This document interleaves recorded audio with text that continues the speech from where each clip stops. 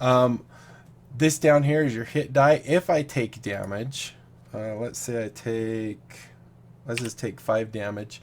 What I can do is I can also roll the hit die when we're taking a short rest, and this can heal me however much that hit die is. You'll notice that once that rolls, it goes away. So we got a 5 plus our 3 for our constitution, and now it went away, but we also lost the hit die. The way to get the hit die back is if you are able to take a short rest, which is a rest of at least an hour. So if we come in here, we're going to go for a short rest. Can I actually do it here? Kick, ring bell, whisper. No. I know I can do it in the combat tracker, so let's just add him to the combat tracker. We'll also add him to the party sheet so you can actually see what that looks like. Actually, I put it on the wrong tab. There you go. So this is the party sheet. So you can actually see here, I can, as the GM, I can say, okay, you guys are going to take a rest. I don't know why it's a lock, but a short rest is what he used for his hit die. And that is when he'd be able to use his hit die to heal. Then he will not get that hit die back. You'll notice here he does not have the hit die back until he completes a long rest, which is an 8-hour period of resting. So if we come here and say a long rest, now if we go look at him, he will once again have his hit die back, so he can actually use that. So that's your hit die. These right here are your death saving throws. When you die, or when you're knocked unconscious, rendered unconscious, which is when you hit zero hit points or lower. So if we hit 13 or lower, we have to, on our next turn, roll a hit die. So you need to get 3 successes to be basically rendered stable. You're still out cold, however you don't need to roll hit die anymore, or 3 failures to die. When you die, you're dead, period. Time to roll a new character. So if he was, let's say he hits 13, right? So now he is technically dead, and if we go into the combat tracker, it should reflect that, although he didn't actually take damage. But what it would do is give him the effect also, like, can we actually do it here, I wonder? We were talking about this. Can we apply our own effects? There we go. So let's see if we apply unconscious to ourselves. Yes, we can. Beautiful. So in an unconscious state, if we do the hit tracker, I don't know if this will work because there's only one of us in here, but I think, and it depends on if we have the automatic roll for death saving throw. Auto roll, nope, it's off. So what would happen when it becomes our turn, we would have to roll a death saving throw, and we simply do that by coming in here, double clicking this, just once, and you'll see here, because we did it twice, some things you don't necessarily have to click twice. So if we click it once, that means we had 1 save because it was above 10 and 1 fail because it was below 10, or 10 and above. Actually, it's 11 and above. 10 and below is a fail. So we click it again. Let's say it's the next turnaround. We have another failure. Next turnaround. And, well, time to get rid of him because now you'll see he's actually dead. And, I mean, the game doesn't care. It's not going to do anything different. Oh, there's a save. I wonder if we could get another... A 10 is a success. So now we have 3. So technically that would consider stable. Now, some things to keep in mind. A 1 is considered a critical failure and counts as 2 death fails. And a 20 is a critical success and counts as 2 successes. So if you get 1 failure and then 1 critical failure, you dead. And then the DM is the one, I don't know, can we actually remove that ourselves? Yeah, we can actually. Boop. Now you're not dead. However, we cannot remove the hit points wounding us, although we can here, so don't tell the DM. Shh. Once you've been stabilized, you can go ahead and uncheck these because they do reset once you've come back. So that is that. All right, so that's everything there. The next tab is, wow, this is going to be a long video just because we're explaining everything. When we do the cleric and the rogue, it probably won't take, well, the cleric might take a while because you have spells, but the rogue shouldn't take very long because we don't have to explain every little thing. So here are your different skills. You can add skills. For example, if you had lock picks, you could actually add that in here. And then if you want to associate it with a attribute, such as, you know, do you need dex for lock picks? Probably. Intelligence? Probably. You can choose one of those and have it be a skill that you can actually just roll on. The advantage to that is then you can actually come in here and just double click on something like that, and it will actually say skill lockpick, and it will automatically add everything and take care of it for you. The abilities tab is now showing you everything that is, for example, we have fighting style, military rake, and second wind. You'll notice these same things are right here. You'll see that you get this at level 1, you get this at level 1, and you get this at level 2. So action surge is level 2. So when we hit level 2 with a fighter, we'll actually get this automatically added into our features. Our traits, these are things we get from being a dwarf. We get dwarven armor training, dwarven combat training, resilience, stone cutting, and tool proficiency. So if we did want to have a proficiency in a tool, we could say artisan tool of your choice. So brewer supply, mason tools, whatever. That's where we can actually say, okay, I'm going to do maybe smelting or something. It's your choice, whatever the tool options are. Then if you come down here, you can see our proficiencies. Next thing we have is our inventory. So there are two places you get inventory. One is from the background. You're given a couple things, such as an insignia rank trophy taken from a fallen enemy, such as a dagger, a broken blade, piece of a banner, a set of bone dice, a deck of cards, or a deck of cards, not both, a set of common clothes, and a belt pouch containing 10 gold. So with a gold, the first thing you want to do is you'll want to make sure you have your currencies correct. So here you can see, can I move you to? Yes, good. You'll see that the currencies I use are just standard ones, so you can come in here and do CP for copper pieces, SP for silver pieces, EP for electrum pieces, GP for gold pieces, and then PP for platinum pieces. And then any time that you are awarded gold, it will automatically, because I'm using the same values right here with uppercase GP, if I actually called it gold, then I'd have to call it gold here. But the game will automatically know this is where I put gold. Wow, we're going long. And then once again, also like I said, also in this previous tab right here, you want to make sure that your language is exactly what the language is in here. Because if I spell Dwarven instead of Dwarvish, it will not know the difference. So that's where you can find those two things as an option. So if we go into here, now we can start giving our guy some stuff. And let's see. So let's go. That's the fighter. Here we go. So he gets an insignia rank. Now, not everything will be an item, an actual item, but you can find most things. You can also, on the actual Dwarven things here, where it says what you get, you can also click on weapons, armor, adventuring gear, and find them in kind of a pre-sorted thing here. You'll also notice here I do not have the templates or the forge because those are GM items only. So let's go ahead and see if there's an insignia. INSIG. There is not an insignia. So what we can do is we can actually just make one up, whatever it is. This is basically just your patch. So we come in here, we can go and add an item. We'll call this INSIG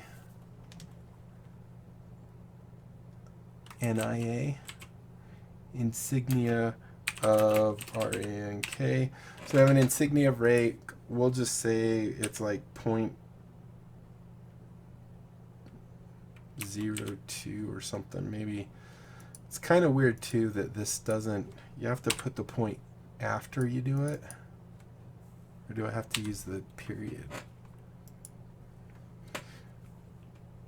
0, 1.1. There we go. 1.1. Can I change it to 0. It doesn't want me to change to 0.1, but it's not that big of a deal. I thought you could change it to 0.5.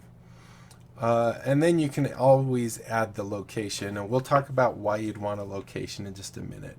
All right, then we have a trophy. Let's see if there's a trophy. TRO. There's caltrops. I don't think that counts. Let's go ahead and turn back off edit mode. So a trophy from a fallen enemy. Let's just call it a dagger. Let's say we have a dagger, DAGGER. Do that. We'll go and drag that in here, and you'll see now we have a dagger. However, I do not want this to be equipped. I'm just going to say it's carried because this is a trophy. It's a broken dagger. So I'm going to say BROKE, broken dagger. And you can get as detailed in this as you want. I mean, you don't have to have a dagger for a trophy. You can do whatever you want. So let's say broken blade dagger or something. Broken BLADE, broken blade dagger, and we'll just, so we remember it's a trophy, TROPHY. Is that right? TROPHY. Perfect. All right, so now we have a broken dagger trophy. Now, one thing also, if when I'm done I hit enter, you'll see it actually creates a new line item. If you want to not create a line item, all you do is instead of hitting enter, move the mouse to another field and it will be fine. Let's just set, that shouldn't be heavy. We'll just make it 1 pound or whatever. All right, so we have a dagger. We have dice or cards. I think we're going to have let's do cards. Card. Whoops. CARD. There we go. Playing card set. You didn't like it because I had an S on there. Go and drag that in there. So we have a playing card set. So that's good. Deco cards. Common close.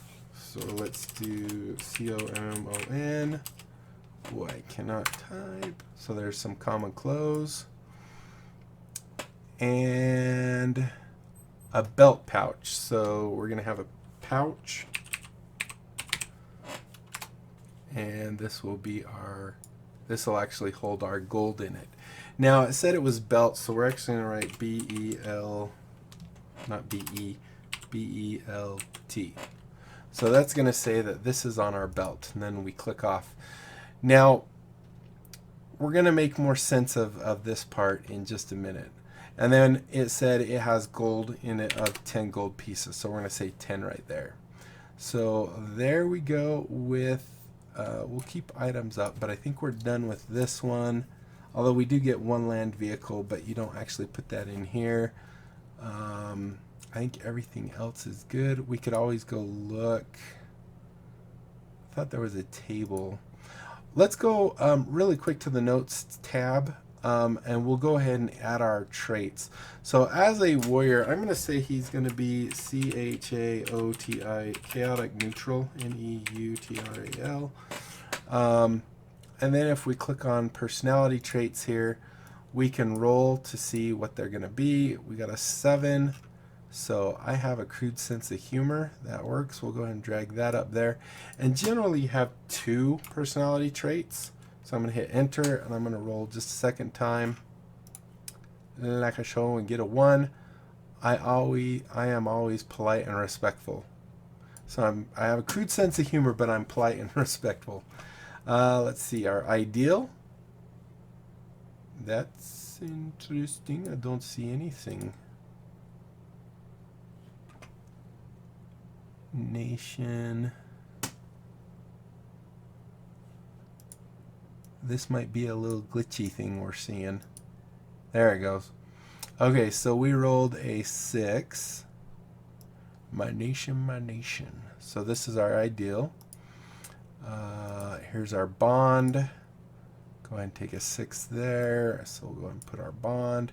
And then it's always good to have a flaw. This it really helps round out your character. No one is perfect.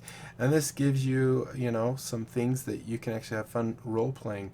So I made a terrible mistake in battle that cost many lives, and I would do anything to keep that mistake a secret. So you can come up with whatever that is and keep it to yourself. You can also, these are also not needed, but you could add gender, age, weight, height. If you have a deity, because you're a cleric or a paladin, you might have a deity. Or even if you're a warlock, you might have a fiend deity or a demon deity. So now that we're done with background, we'll go ahead and close that out. We're going to keep this guy open and maybe move the fighter thing up. I don't think we need this one either right now. All right, so let's go see what we need. So we get chainmail, leather, a longbow, and 20 arrows. So we either have to have chainmail or leather. So there's a couple things we can decide here. If we look at chainmail, one thing, it's going to give us disadvantage whenever we stealth. It's going to give us an AC of 16, and Dex does not apply to that.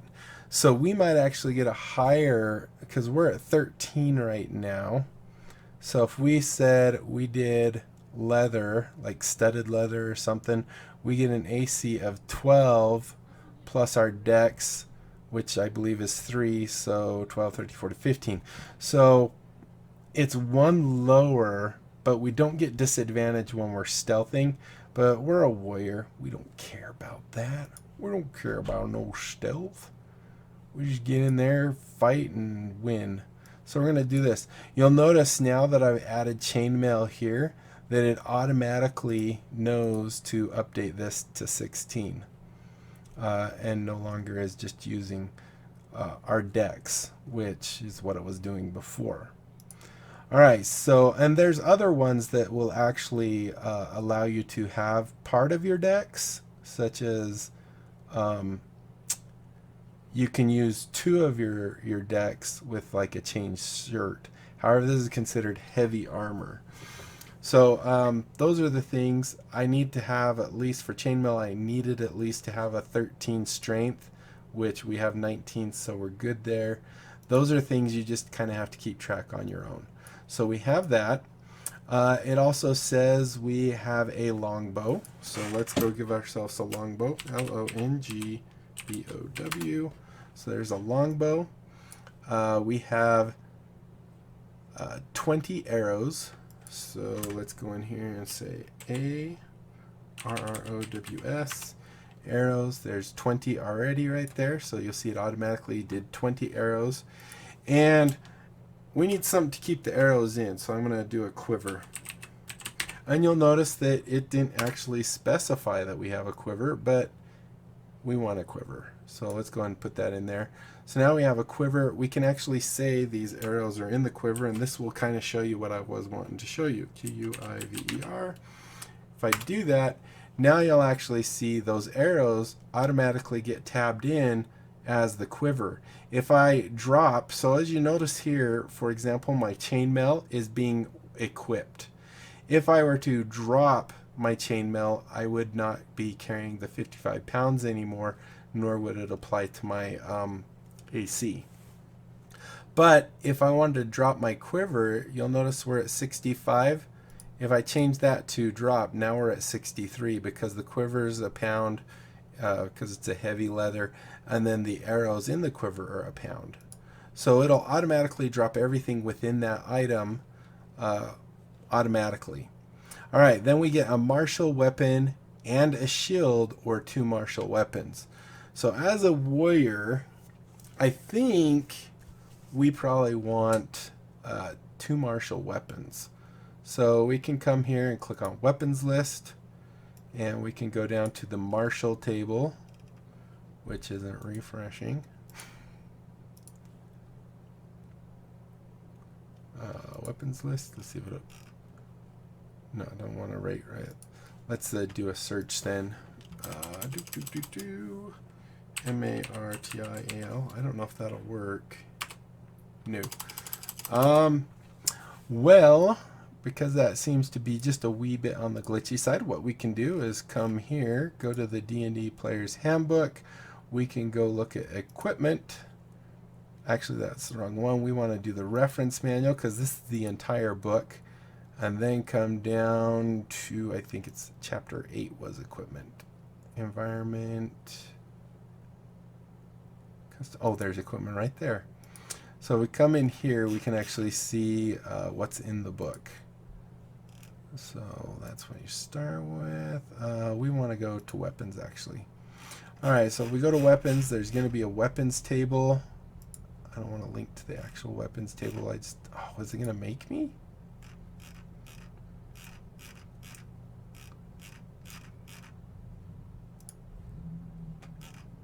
Okay, well that one worked. So let's see. So we can have now. As a warrior, we have 2 weapons, but we can't have 2 two-handed weapons because that takes 2 hands. So we need to do something. Versatile means that, what is versatile? I can't remember. Let's see if it's in here. I bet you it is. Here we go. Versatile, the weapon can be used with 1 or 2 hands, so you can't actually use. The other one is if it's considered finesse. This means you can also throw it or use your dex modifier. Dex, or wait, which one's thrown, 2-handed, versatile?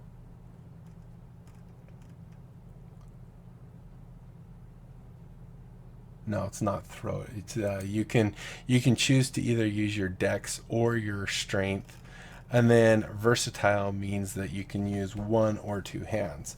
If you use 2 hands, usually you get a different value, which should be, let's see, let's just do a versatile one real quick, such as the battle axe.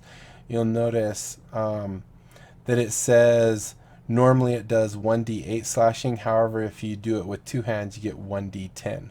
So that's what that means.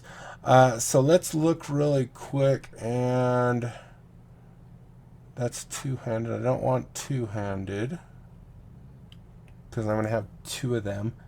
I'm going to have 2 long swords. That'd be kind of cool.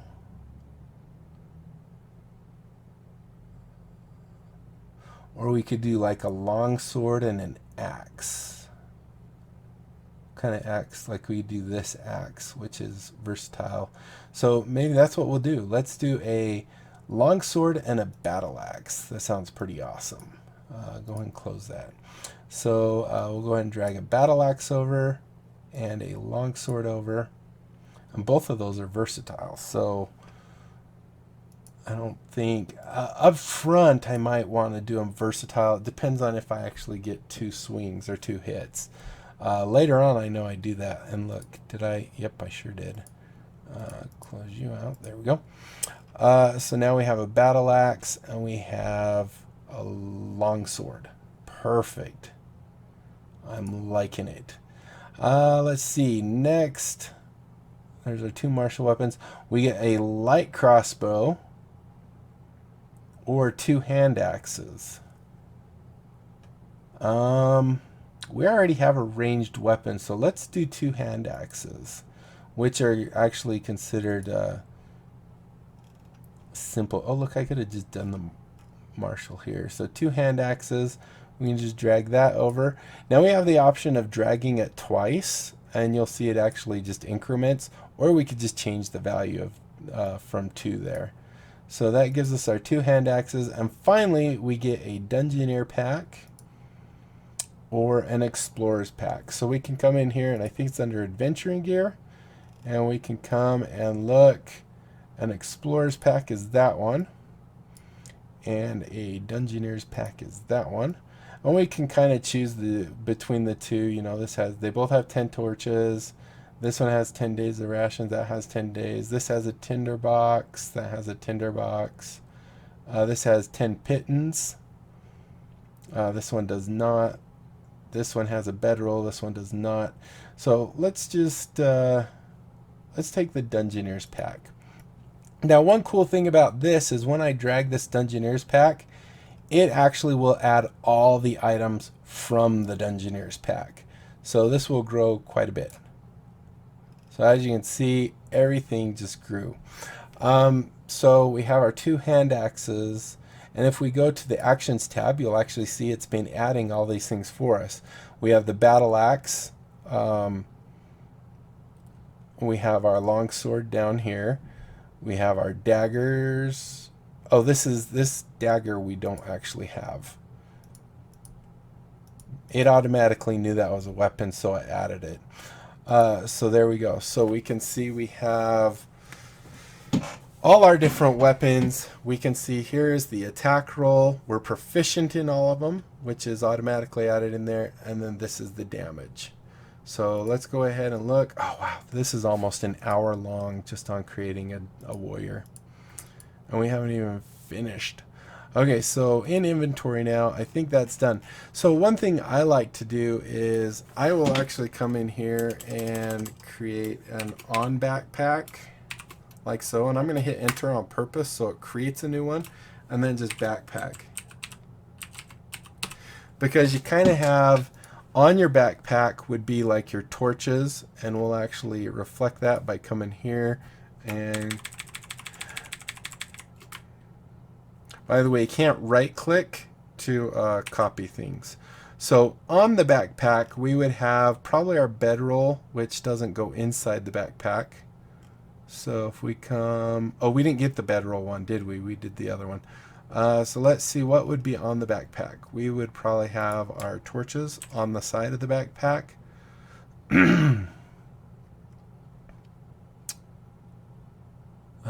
Those wouldn't be on the backpack. Insignia, rank, hammer.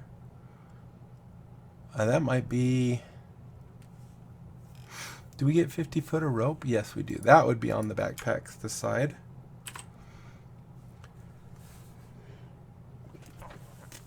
Whew, had to sneeze again. All right, so now you'll see that now we have on backpack and we have things in the backpack, or on the backpack. Then we'll just consider this in the backpack. We'll do C, and this will be almost everything else. So our broken dagger will probably be in there. Our chainmail isn't. The extra common clothes, yes. A crowbar is. A hammer is. Our hand axes are not. Those are our weapons. We carry those all the time. Our insignia rank, I guess that actually might be on our actual armor or clothes or something like that. Longbow, longsword. The pittons, there's 10 of those. The playing cards we have, the quiver is not.